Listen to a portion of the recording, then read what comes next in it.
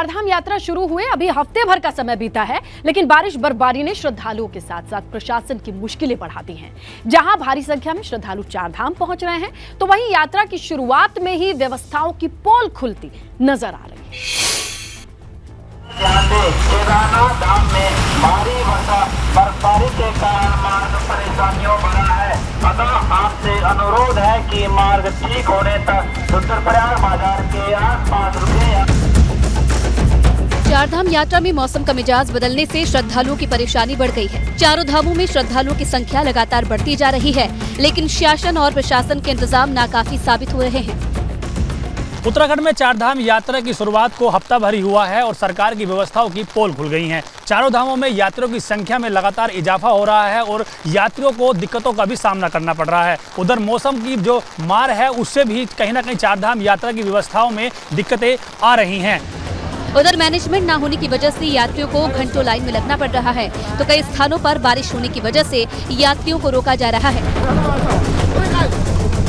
प्रदेश सरकार के स्तर से, बद्रीनाथ केदारनाथ मंदिर समिति के स्तर से श्रद्धालुओं के सुगम और सरल दर्शन व्यवस्था के लेकर के सभी प्रयास सुनिश्चित किए जा रहे हैं। अलाव इत्यादि की भी व्यवस्था की गई है, लेकिन इसके बावजूद हमारा विनम्र अनुरोध है, खास करके केदारनाथ धाम की यात्रा पर आने वाले श्रद्धालुओं, तीर्थयात्रियों से कि वो अपनी यात्रा का कार्यक्रम प्रारंभ करने से पहले मौसम का अपडेट लें। सरकार ने यह दावा किया था कि इस बार चारधाम यात्रा में आने वाले श्रद्धालुओं की हर सुविधा का ख्याल रखा जाएगा, लेकिन यात्रा शुरू होते ही काफ़ी दिक्कतें लोगों को हो रही हैं। अब तक चारधाम यात्रा में तकरीबन 2.5 लाख के करीब श्रद्धालु पहुंच चुके हैं और सबसे ज़्यादा जो तीर्थयात्री हैं वो केदारनाथ धाम में आए हैं। ऐसे में यह भी माना जा रहा है कि मौसम साफ होता है तो आने वाले दिनों में यात्रियों की संख्या में बड़ा इजाफा होगा। तब ये भी देखना होगा कि सरकार ने जो व्यवस्थाओं का दावा किया था वो कितने हुए हैं, क्योंकि सरकार की ओर से जो व्यवस्थाएं की गई थी वो कहीं ना कहीं आधी अधूरी हैं।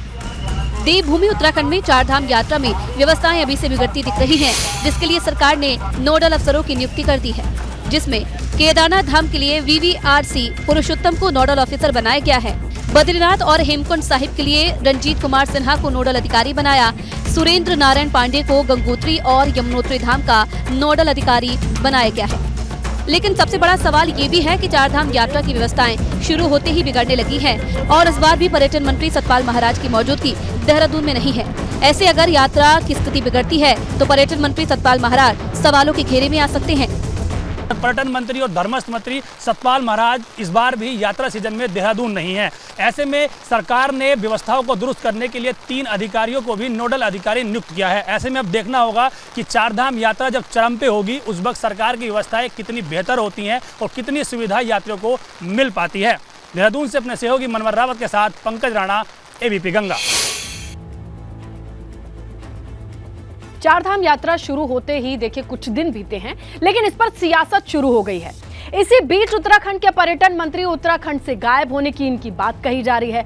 बात सिर्फ पर्यटन मंत्री की नहीं है, बल्कि प्रदेश के स्वास्थ्य मंत्री धन सिंह रावत भी कर्नाटक चुनाव में व्यस्त हैं। ऐसे में यात्रा में हो रही अव्यवस्थाओं को लेकर विपक्ष ने सरकार पर सवाल खड़े कर दिए।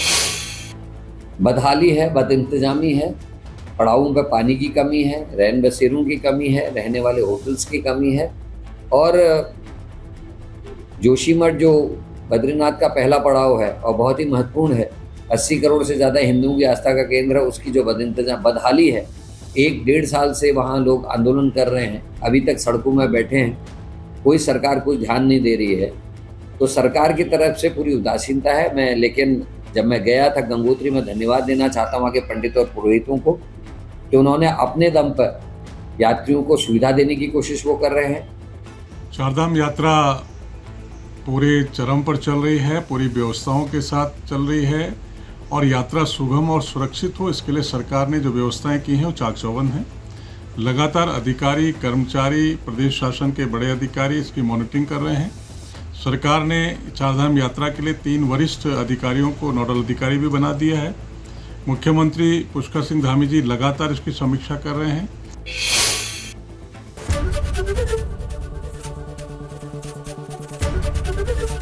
एबीपी गंगा, खबर आपकी, जुबान आपकी।